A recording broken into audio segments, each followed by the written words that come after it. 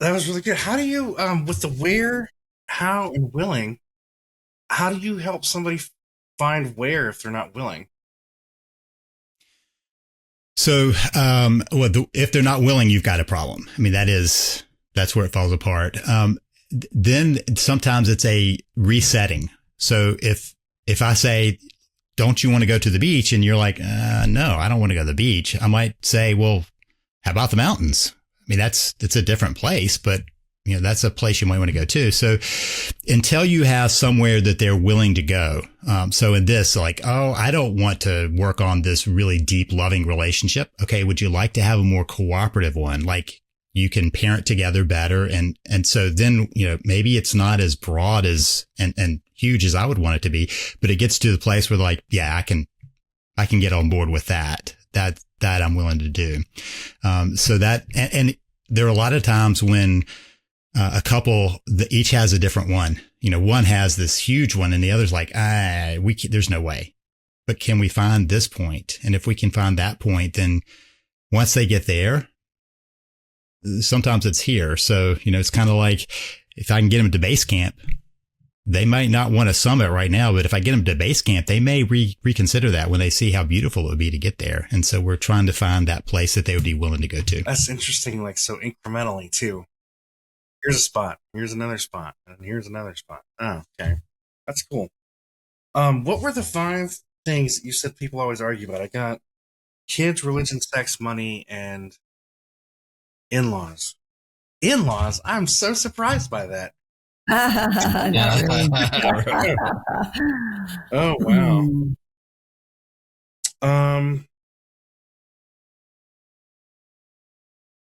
Of those 5, Lee, what do you find the most difficult? I have one in mind, but I'm curious what you would think. The hardest to get through. Or...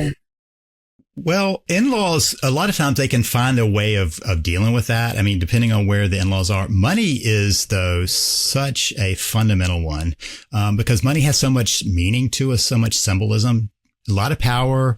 So when I did premarital counseling, I would ask them, how are they going to do money? And some of them came up with the craziest equations for trying to do this instead of like, oh, it's all of ours. That wasn't a point and so I was trying to lead them down this little, let me talk you through this. And, so sometimes, I would have somebody I remember at this time, this guy made, I don't know, $300,000 a year and his wife made like 20,000. And so he had decided that what made sense was for them to pay percentages of things. But his percentage of what he had left over was humongous and hers was like a tiny little piece. And I was watching her and I'm like, does that seem fair to you? And she said, well, I mean, and so the money thing just has so many layers to it, that unless they're able to say, and it's not how they set up their money by account, but how they think of their resource. Mental accounting is the term that psychology of money people talk about, where mental accounting is where you make divisions where there are no divisions. And for a household, there's a resource coming into the household and there are resources going out of the household. And however you subcategorize that, you're just doing mental accounting. And so the question is, can they at least go, this is our resource. We need to understand and cooperate. And if there's a difference, and there almost always is, in how much we're going to save or spend or invest or whatever, that's a conversation of what does that look like that's the best for us. That is negotiating sometimes, but at least it puts it on the table that anything they're dividing otherwise is just mental gymnastics. And it's all ours, right? We're a team. So it's our debt or our broken water heater or... Yeah. When I hear people like, well, I was spending my money, I'm like, well, that came out of the household. I mean, I don't know how else to explain it to you, but that money is no longer available to the household for whatever else. So you might have seen it come in through a check to you, but it was our resource that you're choosing how to divide. Mm-hmm. So you would say money then, and I would probably guess religion might be the hardest. Just to probably the 6th one that earns more of a reason now is politics. Religion and politics are so much about values that I haven't ever put that in because it leads to tough conversations. But I think we're at a point when that is a powerful sixth. So we're talking about values. Well, I would say people have replaced their religion with politics. A lot of people have, at least. That's why I put that in the value. I mean, when we were talking about it, I'm like, well, that may deserve to be in there now with a value conversation, that they have a different value perspective. And they often they lose track of the fact that there's a shifting value for them because it's happening internally and we know what's going on within us and we know what makes sense within us. But somebody else, wow, how would they possibly think that way? How would they possibly see the world that way? And yet there they are. Gosh, how do you remedy that, or how do you get them back onto the same playing field or same offense rather than offense and defense? Yeah, I mean, it used to not be as big of a challenge. These last years, politics has so much embedded in it. If they're both on the same page, I mean, it's not an issue, but if they're on different pages and if they're on very different pages, and it feels like if you're on a different page, you're likely to feel like it's a very different page. My central question is still, what's important to you? Not what are the policies you like or don't like, but what's important to you? What are the values you find to be important?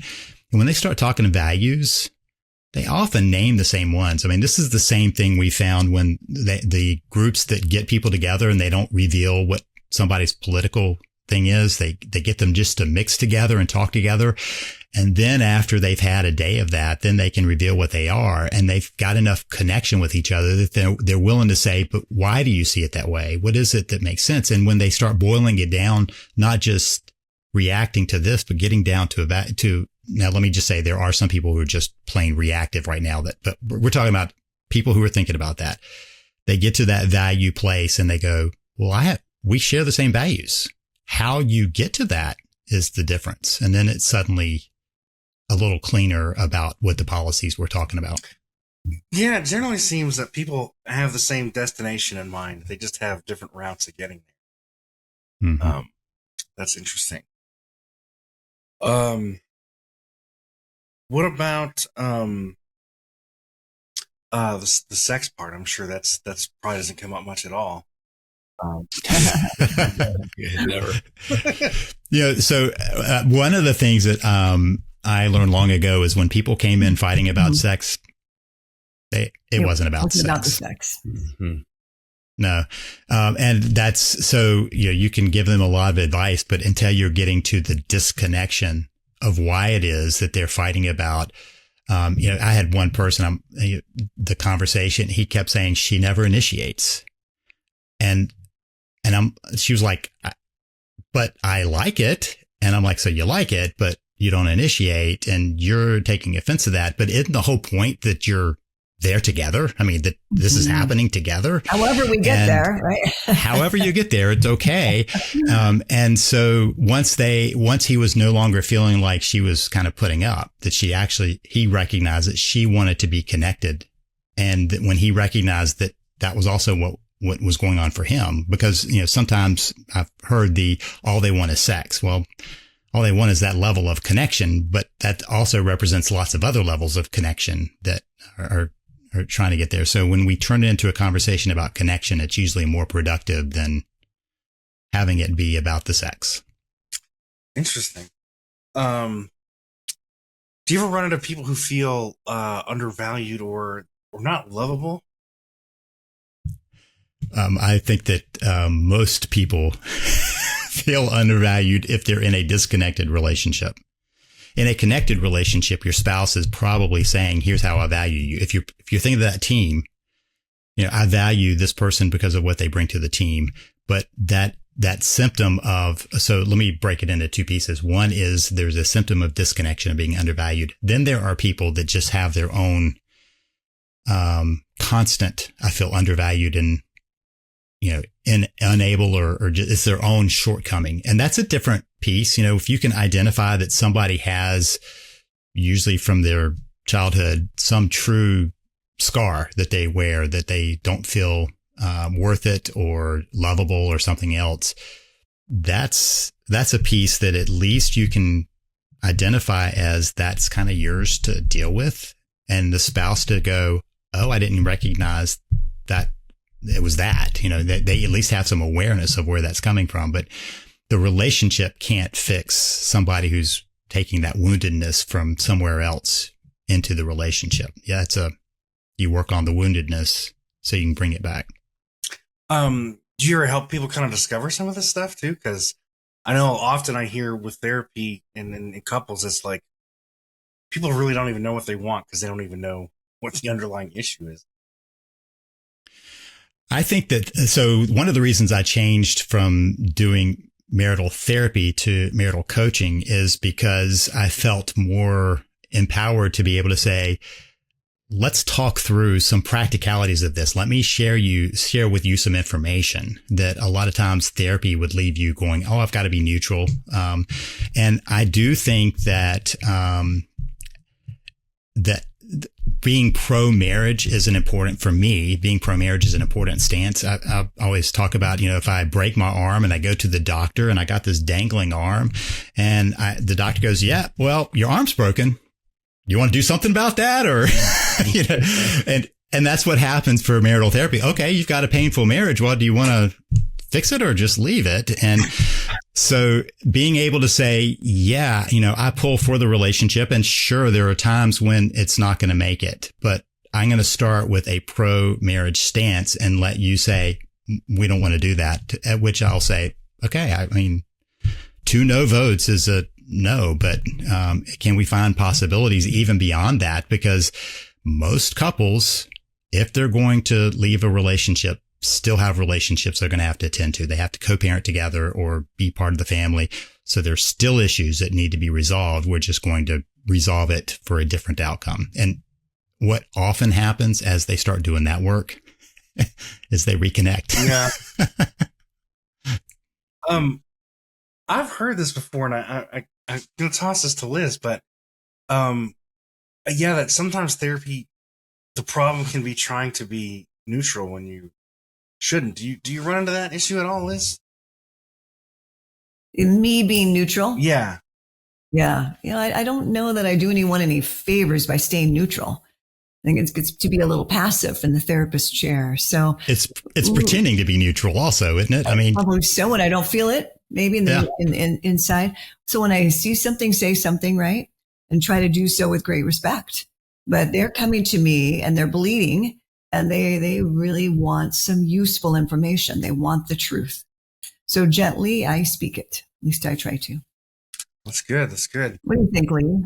What are your thoughts, Lee? Same? Yeah. In fact, my wife is also a therapist. She does a lot of online work. I didn't know that. Yeah. So we've made a pact long ago to not therapize each other. So, but she does a lot of online work, and we've talked about the fact that she does some contract work with companies that always send a survey to the client. And I'm like, that is ridiculous, because I might have done the best thing in the world by pissing them off. And they are going to give me they'll give me a bad rating, right? Because I made them upset, but I did exactly what therapeutically needed to happen, because they walk away going, dang, I don't want to think that, and so that shift of trying to be neutral.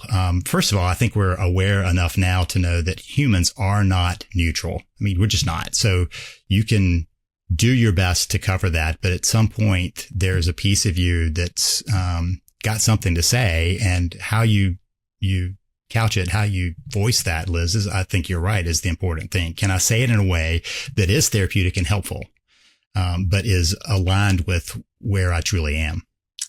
Yeah, I often have trouble being tactful and not jamming my foot in my mouth.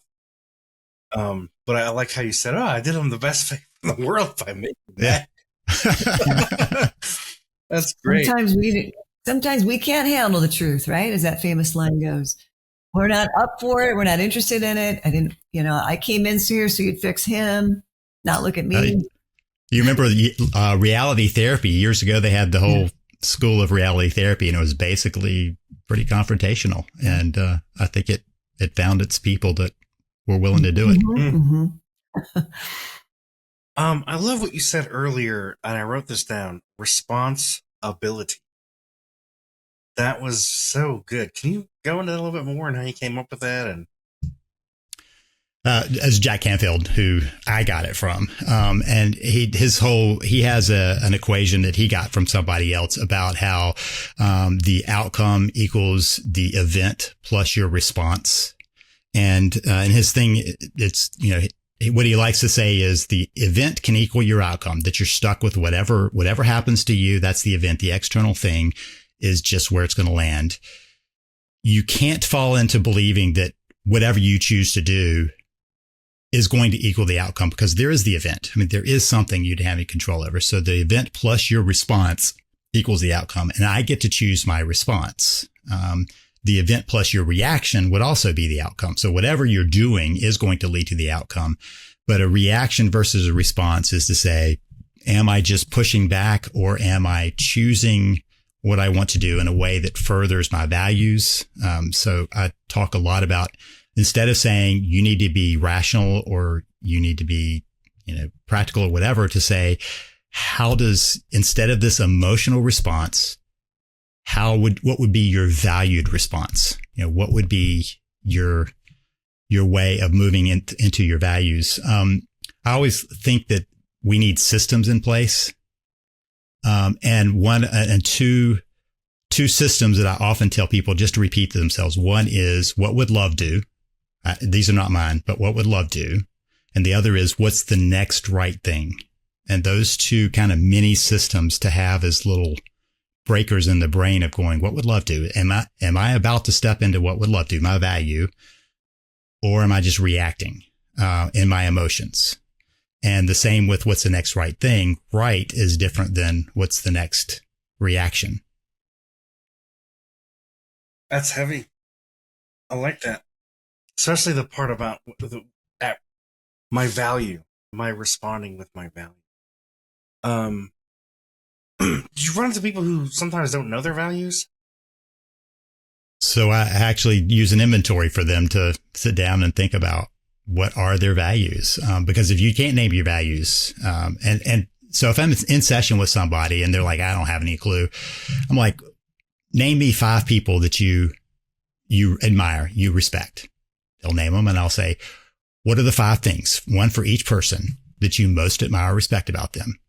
And they'll sit there and name off 5 values without recognizing it. And I'm like, if you admire that and you respect that, that's what you chose out of all the possible people in your life. That's probably the values you want to have. Whether they are activated in you, they are there. We just now have to move from them being hidden down here to how that comes out into your actions. Yeah. Yeah. Amen to that. I totally agree. Lee, this has been awesome. Talk more and more. I'm glad I've got back a page full of notes. Yeah, this is amazing. Yeah. I appreciate you having me on again. It was fun. Yeah, thank you so much. Thanks for joining us today. Hey, do us a favor and take a second to subscribe to our podcast and the Utah Marriage Commission YouTube channel at Utah Marriage Commission, where you can watch this and every episode of the show. Be sure to smash the like button, leave a comment, and share this episode with a friend. You can also follow and interact with us on Instagram at Stronger Marriage Life and Facebook at Stronger Marriage. So be sure to share with us which topics you loved or which guests we should have on the show next. If you want even more resources to improve your marriage or relationship connection, visit strongermarriage.org, where you'll find free workshops, e-courses, in-depth webinars, relationship surveys, and more. Each episode of Stronger Marriage Connection is hosted and sponsored by the Utah Marriage Commission at Utah State University. And finally, a big thanks to our producer, Rex Polanis, and the team at Utah State University, and you, our audience. You make this show possible. The opinions, findings, conclusions, and recommendations expressed in this podcast do not necessarily reflect the views of the Utah Marriage Commission.